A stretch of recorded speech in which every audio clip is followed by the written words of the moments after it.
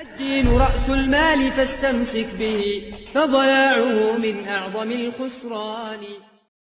Parimi 10 prej parimeve të pendimit është se nxitimi për të penduar është obligim për secilin dhe vonimi i pendimit është gjunah tjetër, për shkak të cilit duhet të pendohemi.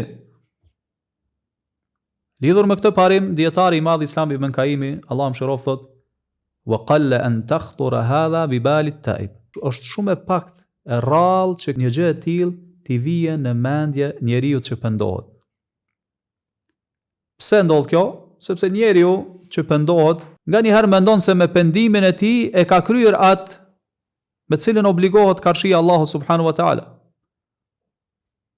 Mirë, po realisht çështja nuk është kështu.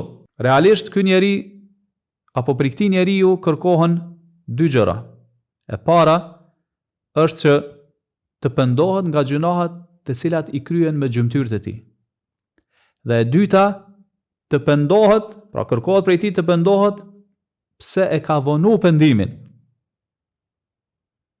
Pra përse e vonon pendimin kur pendimi është i obligueshëm? Përse e vonon pendimin kur Allahu e meriton që ti të kthehesh me ai të pendim posa të kryesh gjunahën? Pra vonimi i pendimit është gjunah tjetër me anë të cilit ti mëkaton.